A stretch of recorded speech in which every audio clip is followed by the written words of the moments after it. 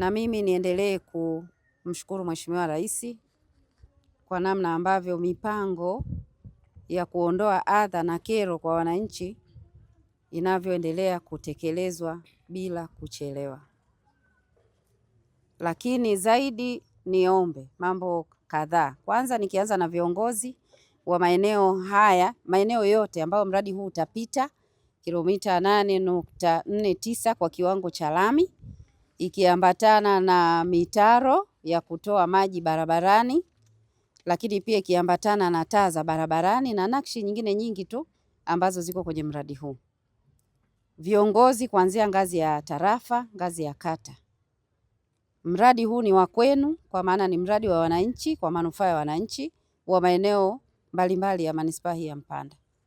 Niwatake kuhakikisha mnasimamia kikamilifu, mtoe ushirikiano kikamilifu na mtoe ulinzi kikamilifu kwa kushirikiana na wananchi wenu, ili mradi huu usije ukapata hujuma ya aina yoyote ya kupotelewa na vifaa.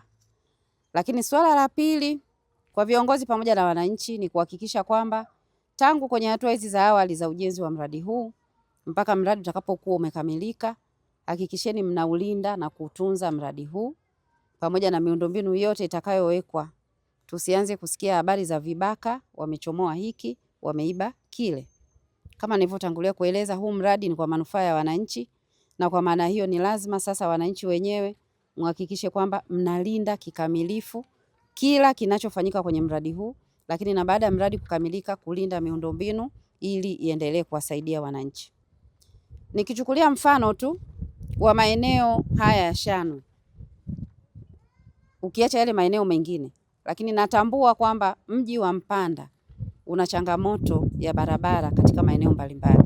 Lakini eneo hili la Shanwe lina changamoto kubwa zaidi, kwa sababu hata mimi mwenyewe pamoja na wenzangu mkoani tuliwahi kufanya ziara ya kukagua barabara baada ya malalamiko mengi ya wananchi, na tukagundua kwamba ni kweli kuna changamoto ya barabara, ambapo baadhi ya barabara kipindi cha mvua zinakatika na zinageuka kuwa mito ya kupitisha maji na kuleta adha kubwa.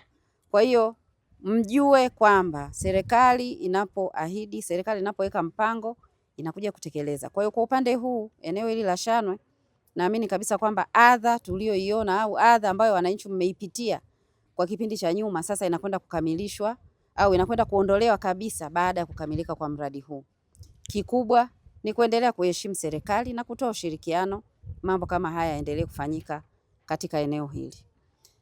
Lakini swala lingine, taasisi za umma, mamlaka ya maji, TANESCO na wengine wote mnaohusika ikiwemo TARURA, hakikisheni hamui kikwazo kwenye huu mradi kuendelea kwa muda uliopangwa.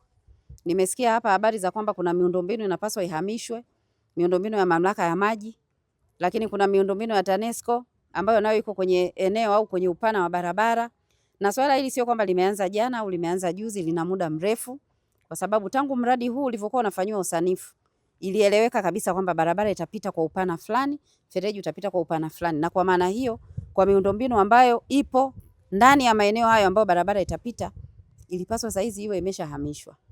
Sasa nitoe maelekezo mengine kwamba hizi taasisi za umma chini ya usimamizi wa mkuu wa wilaya, hakikisheni kwamba hamui kikwazo katika kuendelea kutekelezwa kwa mradi huu wa ujenzi wa barabara za lami kilomita 8.49.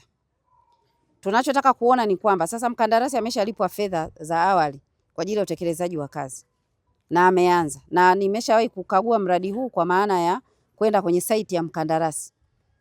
Vifaa vyote vinavyohusika kwenye mradi huu tayari vipo. Hakuna haja ya kuendelea kumchelewesha mkandarasi kwa kuhamisha hiyo miundombinu ambayo inapaswa ihame, ili mkandarasi huyu aweze kuendelea na kazi yake kikamilifu. Kama ilivyowasilishwa taarifa, tunaona tayari kuna ucheleweshaji.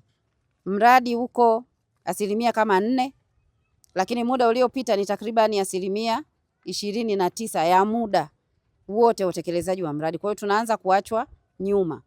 Sasa niwatake kusimamia kikamilifu, Mheshimiwa DC, kuhakikisha kwamba yale maeneo ambayo miundombinu inapaswa isogee, basi isogee kwa haraka, ili sasa kupisha mradi huu wa barabara uweze kwenda katika spidi inayotakiwa. Na bado nina imani kwamba muda uliopo wa utekelezaji wa kazi hizi unatosha kabisa kukamilisha mradi huu ndani ya muda uliopangwa na ukaleta manufaa yaliyokusudiwa bila kuleta sababu nyingine zozote za kuchelewa. Kwa hiyo Mheshimiwa DC, eneo hili ni la kwako. Hakikisha hakuna kikwazo cha aina yoyote kinachotokea kitakachofanya mradi huu usiendelee kwa spidi kubwa inayotakiwa na kukamilisha kwa wakati. Baada ya kusema hayo yote, mimi niwatakie heri katika utekelezaji.